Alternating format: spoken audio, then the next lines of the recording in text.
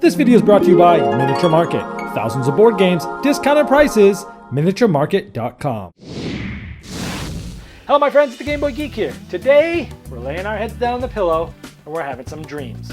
And during those dreams, we're going to be prancing around different oceans and grass and mountain areas. And we're trying to fulfill and complete our dreams. Today we're talking about Dingo's Dream. This is from Red Raven Games. In fact, I think this is the first game published by Ryan Lockett at Red Raven Games that wasn't designed by him. This is 2 to 4 players. It's a quick filler game, 15 minutes long. Let me show you how it's played, and I'll see you on the other side.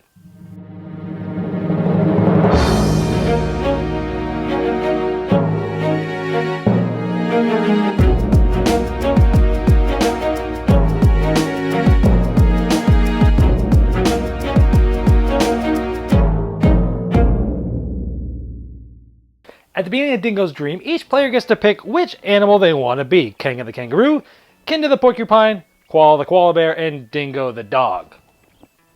In this case, I chose Dingo. I'm going to get all 25 other tiles that have a Dingo dog on the back of them. Okay, and on the other side, they have different types of things. They have colors, so we have blue, yellow, red around the edges, and we have different types of scenery. Now, the Dingo card actually has Dingo written on both, so you know which one is sort of your starting tile there. So everyone gets to set up their board, and these are randomly assigned, in your 5x5 grid for each player. Each player basically is working on their own board. And you'll notice these tiles are pretty small. There's my hand, can fit pretty much over all of them. Now, at the beginning of the round, there's a stack of these dream cards. And the same dream card is going to get used for everybody. We're going to either flip this over randomly, or you can decide to choose. You can also decide to choose how long of a game you want to do. 1, 2, 3, or 4 points for the winner.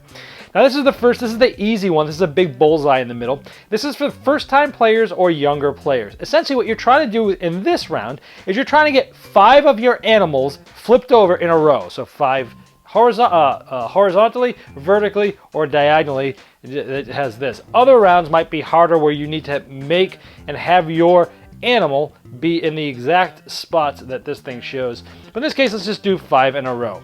Now how this works is there is a caller or a draw deck that comes out here, and this player is going to one at a time flip these cards over. And so this says Blue Ocean. And so what that means is everybody is going to flip over their Blue Ocean tile. So at this point I go over here, I see the blue around the edge, I see the ocean, and this now becomes the Dingo.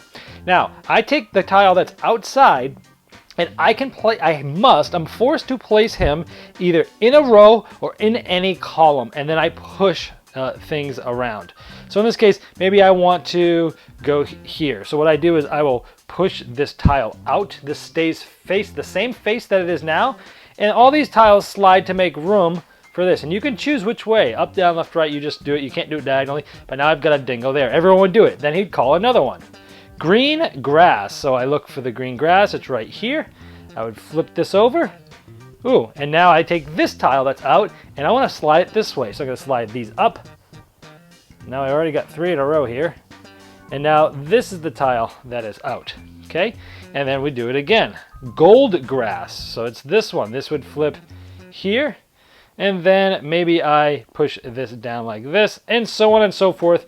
And this continues until somebody has 5 in a row. As soon as someone does that, they essentially will win. If you tie, if you've done it at the same time, you basically get this for 1 point. And if there's another person that tied you, they would get this victory point for 1 point. That would be the end of the round. At the end of the round, all you do is literally you take your Dingo character, the one with the name, out. You place everything back where it is, and you just simply flip it over and get ready for the next round. And now everyone's board is, again, differently and random setup. And then maybe we pick a different one that's like this, which means I have to have a Dingo, or everyone has to have their own animal on every one of these. You can have them in other places, but you have to have them there. Here's some like this. Now, there are also different advanced ways to play the game, and that's using hazards. So here is a hazards card. Let's say this round, this is what we needed. And here you see 4 different types of logos. We have sort of the mountains in the corner, we have these and the diamonds here, we have diamonds like this, and we have waves. You will take any one of these and you will say that's what the hazard is. And you would put this marker on all the corners.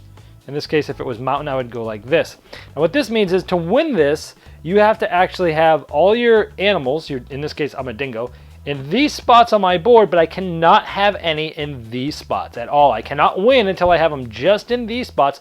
Now they can be in the empty spots, that's fine, but they cannot be in these hazard spots. So let's say I did it differently. Let's say maybe we tried to do these. So in this case, these little these 4 things here.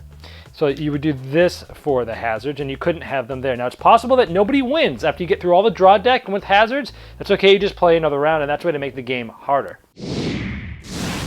Well, there's Dingo's dreams. Now, obviously, as you can tell from this, there's a wide range of layers of depth that you can play in this game.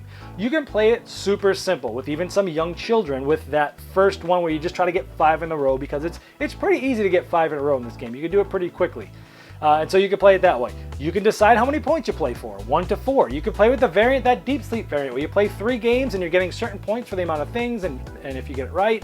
And I like that. There's lots of different ways that you can play and shoehorn this game into different group dynamics, different levels of abilities, and different time frames. So I really like how flexible the game is. Now the game itself is really nothing more than a spatial game where you're trying to manipulate the space in this puzzle. It almost reminded me of those little games, those little plastic things you would have as a kid. And there'd be like a puzzle, there'd be one piece missing, and you're moving things around and trying to get them to line up. And I feel like this is kind of was like that, because you're forward thinking, you're trying to think, okay, if I can get him there, then how do I get this there, but then I'll move him there.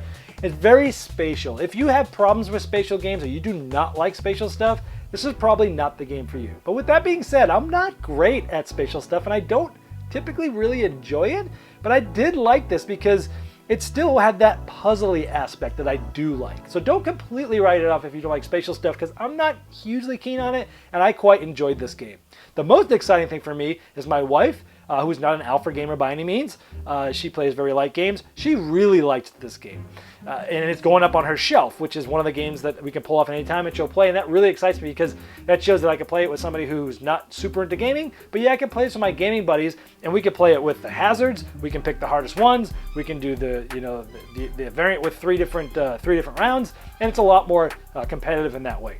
So overall, I think if you're looking for a real quick 15-minute filler that you can play in all sorts of different situations, time frames, have a lot of ways to customize it, I think this is going to be a good thing. Now, if you go into this game thinking, hey, it's a Red Raven game, it's going to be this big epic thing, and even at 15 minutes, it's going to be a super brain burner thing.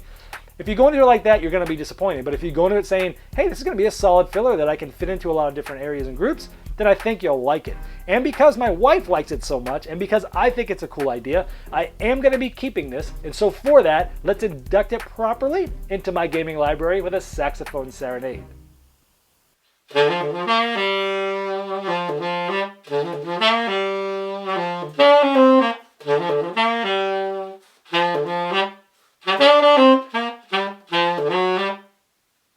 This video was sponsored by Miniature Market's Review Corner. The Review Corner features podcasts, video, and written game reviews by gamers for gamers. Miniature Market, the online gaming superstore. Thousands of board games, discounted prices. Check them out at miniaturemarket.com.